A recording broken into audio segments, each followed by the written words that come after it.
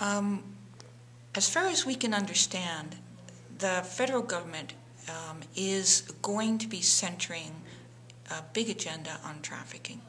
We just learned recently that they are allocating $20 million in 2012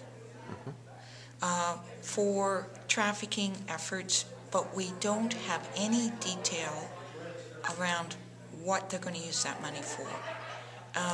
Up to this point, they really haven't spent a lot of money on trafficking.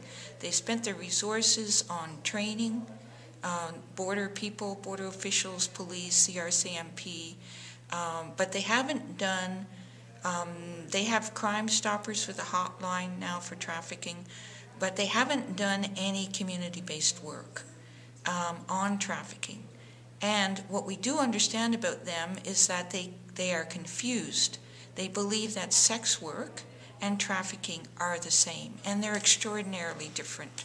And as far as trafficking involves coercion, fraud, and kidnapping, whereas the great majority of sex workers are working by choice, and they are not coerced into sex work.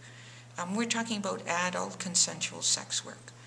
So we know their ideology is going to be, we fear their ideology is going to be running their trafficking programs that they may be introducing into the community. Again, we don't have any details on what they're going to do. We think that the agenda here is very much tied to their crime agenda, which is very much tied to harsh sentences and longer periods of time for people in prisons, regardless of the level of offense that they're committing.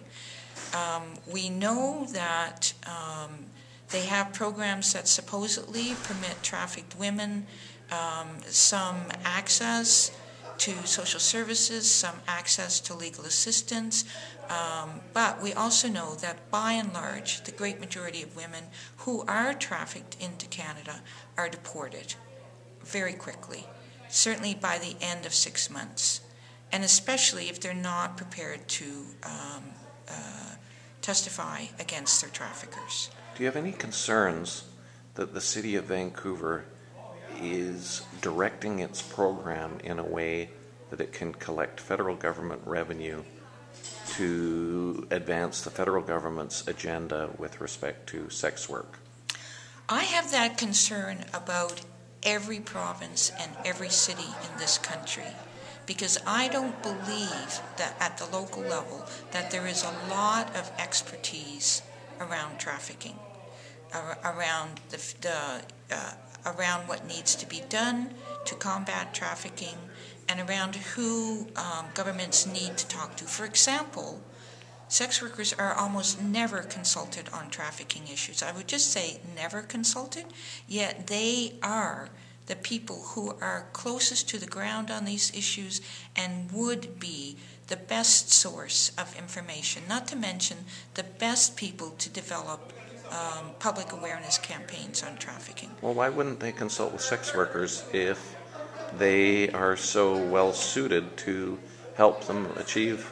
Only the most progressive countries have understood that sex workers can play a really important role in combating trafficking. And I'm sorry to say that the federal government does not present itself as a progressive government on issues of sex work or on issues of trafficking. And right across the board, regardless of your ideological position on these issues, the federal government has been criticized for not devoting the right amount, any real resources, to combat trafficking. So this is not just a position that a pro-sex worker organizer would have. This is a position of many in the area.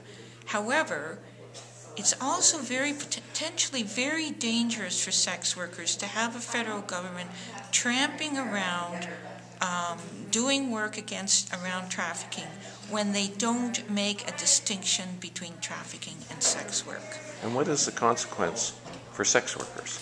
The consequence for sex workers is A, resources that could be used to keep them safe, to increase their health and safety, are going to be diverted to trafficking. That's one thing. Or at least they're not going to be shared. They're not going to be equally shared. It is important that women who are trafficked are protected, but it's equally important that local sex workers, our country's sex workers, are important.